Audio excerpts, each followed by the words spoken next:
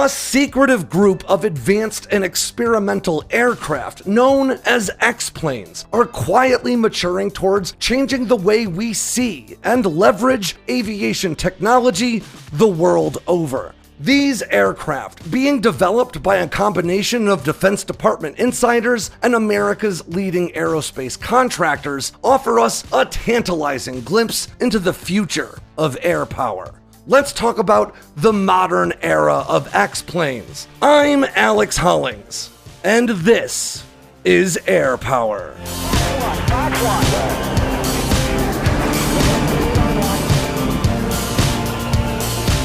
X-planes have been a part of American aviation for 77 years now, dating back to the very first experimental aircraft ever to be given the moniker, 1946's Bell X-1. The rocket-powered X-1 predates the establishment of the Air Force, originally flying under the banners of the U.S. Army Air Force and the National Advisory Committee for Aeronautics, or NACA. An X-1 named Glamorous Glennis would go on to become the first crewed aircraft to achieve supersonic flight in October of 1947, with flying ace Chuck Yeager at the stick. 20 years later, another rocket-powered X-plane, this time piloted by William Pete Knight, would set yet another groundbreaking speed record, this time one that still stands today, when his X-15 broached the notional hypersonic barrier, screaming across the sky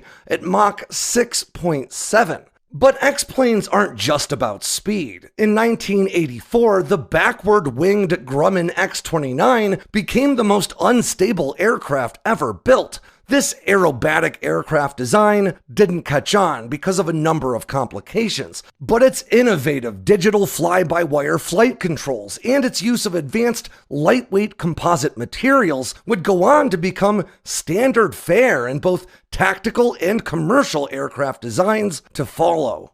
Then in 2013, Northrop Grumman's X-47B became the first pilotless tactical aircraft to perform both takeoffs and landings aboard an aircraft carrier. 2 years later, it made history again by participating in the first ever autonomous aerial refueling. These capabilities, of course, are now the backbone of the U.S. Navy's MQ-25 Stingray program, an uncrewed drone refueler designed specifically for carrier operations. With more than 72 aircraft given the X-plane designation over the years, America's experimental aircraft programs have become renowned, not just for their groundbreaking firsts, but for their ability to bring new technologies, materials, production methodologies, and even aviation concepts to fruition, many of which go on to become foundational aspects of aerospace development in the years that follow.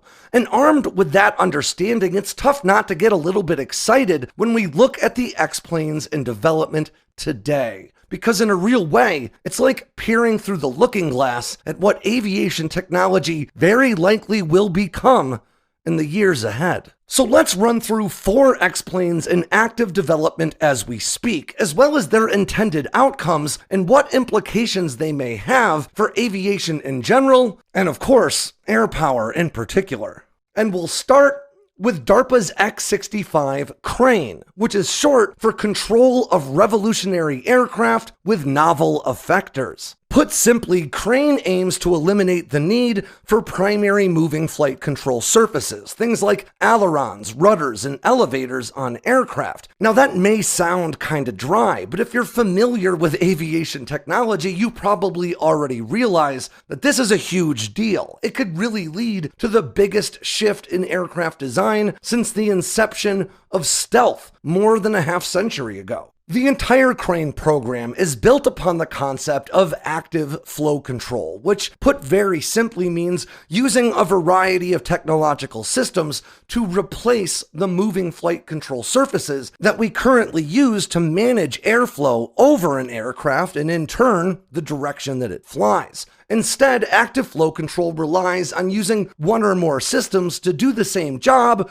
without any real exposed moving parts. Now, there is more than one approach to skinning the active flow control cat, but Crane's approach seems to be routing puffs of air from the aircraft's jet engines through specific nozzles all over its fuselage to alter its trajectory in flight. And this concept was explained in depth in the American Institute of Aeronautics and Astronautics academic journal. But there are other approaches to the same premise, like a concept published in the Journal of Applied Physics that calls for using an array of electrodes on the skin of the aircraft. These electrodes would produce an electrical discharge at very specific intervals and locations to quickly heat up the nearby air, thus changing its density and how it affects the aircraft passing through it. Now, regardless of how it's ultimately done, eliminating control surfaces in an aircraft would be a boon for stealth technology, but for hypersonics as well. Any seam or gap between control surfaces or body panels in a stealth aircraft can produce a radar return, thus compromising its stealth profile. Today's stealth aircraft go to great lengths to limit the radar return produced by their moving control surfaces, often by leveraging things like radar absorbent materials, even tape sometimes. But if you could eliminate those control surfaces entirely, it would not only improve stealth, it would reduce maintenance requirements and operating costs. But the implications for hypersonics could be even more significant. Maneuvering at hypersonic speeds is a massive engineering hurdle thanks to the huge amounts of pressure and friction produced by ripping through the atmosphere at Mach 5+. Using control surfaces that can manage this heat and pressure would be a massive challenge, but if instead you could use electrodes on the skin or puffs of air not unlike the chemical thrusters used by the space shuttle, well, that could take a mind-boggling challenge and just turn it into an incredible one. Of course, active flow control could also be a big deal for non-stealth and non-hypersonic aircraft by dramatically reducing the weight by eliminating all the systems required to manage flight control surfaces. That could improve speed, range, and payload capabilities. And depending on the type of system used in place of these flight control surfaces, it could mean fewer moving parts, which tends to mean fewer maintenance requirements. And that translates to higher readiness rates and lower overall operating costs. Renders of the X-65 released by DARPA thus far show 14 active flow control arrays positioned across an unusual coplanar joined wing with twin tails, and this aircraft is expected to begin flight tests in 2025. Up next, we have a platform we've discussed on this channel before, the X-62 Vista. In June of 2021, the US Air Force announced that it was redesignating its NF-16D Variable In-Flight Simulator Aircraft, or VISTA, as an X-plane, now known as the X-62A Vista. This heavily modified Block 30 F-16D Fighting Falcon is likely one of the most maneuverable fighters on the planet, thanks to its multi-axis thrust vectoring nozzle that allows its onboard flight computers to orient the outflow of the engine's thrust independent of the aircraft itself. But it isn't meant for dogfighting.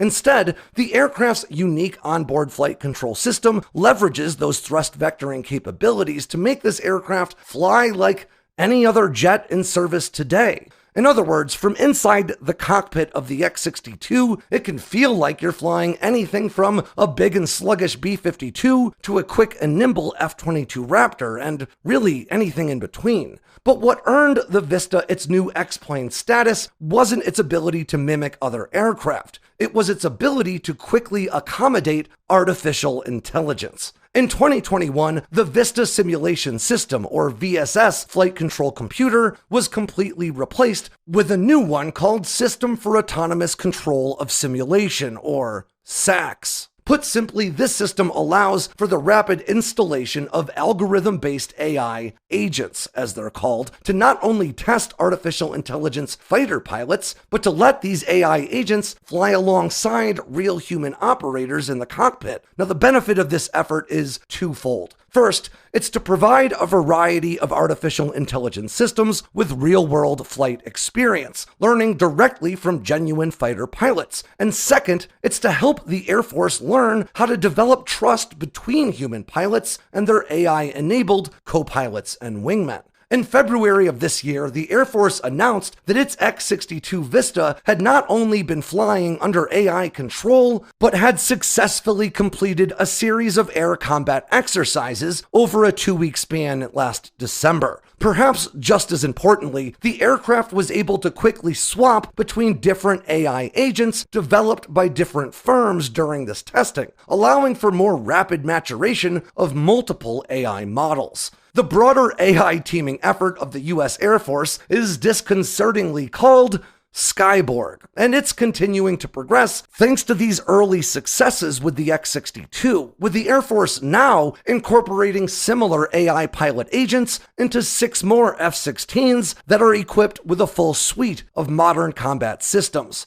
Ultimately, the progress made by the X-62 will help lead to AI-enabled drone wingmen flying alongside America's forthcoming Block 4 F-35, the Air Force's next-generation air dominance, and the Navy's F/A-XX fighters, respectively. Not to mention going on to equip just about all aircraft with far more capable AI autopilots. Up next, we have the X-61 Gremlin, which promises to turn America's cargo aircraft into drone-packing flying aircraft carriers. You see, as aircraft have become more broadly capable and, in turn, expensive, the US has seen a consistent reduction in the total number of airframes in service since the end of World War II. The US went from operating nearly 300,000 aircraft in the 1940s to right around 13,000 today. Now, those huge numbers were in no small part because aircraft themselves were not particularly survivable in contested airspace. Fielding planes in high volume allowed Uncle Sam to defeat enemy air defenses through sheer volume, simply throwing so many fighters and bombers into a battle space that it would be all but impossible to shoot them all down. Of course, these days, losing aircraft would be a much bigger deal, and it's with the understanding that losses are inevitable in a near-peer fight, the US Air Force is now looking to return to overwhelming power through volume, using an approach that they call affordable mass. And that is where DARPA's X-61A Gremlin comes in. The X-61A is a low-cost airframe designed specifically to mature technologies associated with the launch and recovery of drones in flight. At 13 feet 9 inches long and carrying a wingspan of just 11 feet 5 inches, the Gremlin is about a third the size of an F-16 and can be deployed from the back of an airborne C-130. Powered by a single Williams F-107 turbofan engine, the X-61A can sustain speeds of around 460 miles per hour and cover ranges up to about 300 miles before being recovered by the same or another mothership cargo aircraft. In the not-too-distant future, drone swarms deployed by cargo aircraft could help saturate the airspace over a target, with some carrying electronic warfare equipment, others carrying munitions, and still more offering extended sensor reach for pricier crewed and uncrewed stealth platforms also operating in the area. While pretty capable, these airframes are cheap enough for the Air Force to consider them attritable. In other words, losing one in a fight isn't a big deal. In a real way, programs like the X-62 will eventually allow the US to completely overwhelm enemy air defenses without breaking the bank or putting many pilots at risk, blotting out the sun like Persian arrows. In October of 2021, DARPA announced the first successful launch and recovery of an X-61 Gremlin from a C-130 mothership. Up next, we have the X-59 Quest, which is spelled in a way that copy editors hate, and this program's all about turning sonic booms into sonic thuds. You may not be aware of this, but it's actually illegal for most aircraft to fly faster than the speed of sound over the vast majority of the US, thanks to the risk of damage to personal property caused by sonic booms. Now, this rule may be broken occasionally by fighters tasked with intercepting wayward civilian or commercial aircraft, but NASA, the Air Force, and Lockheed Martin are working together to make this rule a thing of the past. The X-59's unusual name is a play on NASA's long-standing Quest, Q-U-E-S, for Quiet Supersonic Technology, SST.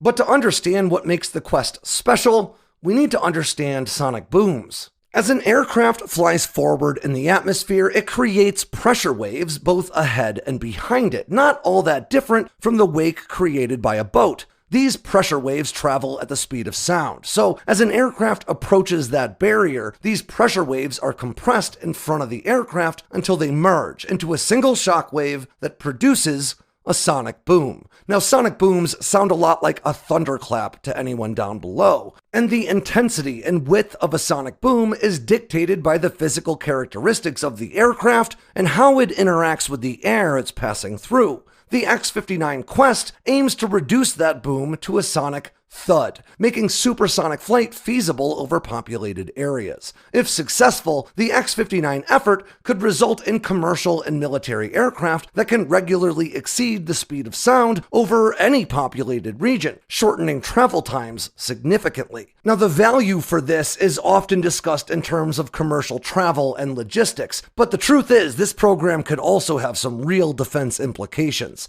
The US has been moving away from aircraft that fly higher and faster for survivability in contested airspace since the F-117 Nighthawk proved the efficacy of stealth back in the 80s. But because of recent advances in air defense technology and the far-flung and austere nature of supporting counter-terror operations all over the world, there's been a renewed emphasis on speed, not only to complicate the air defense enterprise, but to enable the military to overcome what's commonly called the tyranny of distance. Supersonic flight over populated parts of the world could allow for better support of far-removed special operations elements, more rapid logistical support, and an improved ability to execute short-fused but high-value missions, like taking out a terrorist leader when they're spotted by other intelligence assets. Put simply, speed is back in vogue, and the X-59 could play a big role in helping it flourish. With a wingspan of just 29.5 feet, a bit less than an F-16, the long and slender X-59 stretches 94 feet from front to back and is powered by a single General Electric F414 afterburning turbofan engine, similar to the ones powering today's F/A-18 Super Hornets. And that's not the only place this unusual aircraft borrowed components from off the shelf. Its cockpit, ejection seat, and canopy all come from the Northrop T-38, and its landing gear comes from the F-16. The X-59 is expected to reach a top speed of Mach 1.5 and maintain a cruising speed of around Mach 1.42, while producing very little sonic boom thanks to its elongated but narrow airframe and specially positioned canards designed to prevent shock waves from coalescing in front of the aircraft. If all goes according to plan, this X-plane will be able to breach the sound barrier while producing a thud that's only about as loud as closing your car door. The X-24 is scheduled to begin test flights over US cities to gather data about noise starting next year. Now, it's of course important to remember that not every X-plane goes on to change the game. But even when these programs don't ultimately pan out, they still often produce technological breakthroughs that can give us a glimpse of the future of aviation. They can not only show us what today's cutting-edge technology is capable of, but where the Pentagon's priorities are for tomorrow. But maybe most importantly for airplane nerds like me, and probably like you if you've made it this far into the video, they're usually pretty cool to look at too. And on that ends yet another edition of Air Power from Sandbox News. I'm Alex Hollings. Make sure to swing by sandboxnews.com today and every day for all the latest in news, entertainment, and motivation from all around the force. If you got anything out of today's video, make sure to click like and subscribe down below and leave me a comment so I know what I should cover next. And of course, don't forget to tap on that bell icon so you never miss a drop from Sandbox News.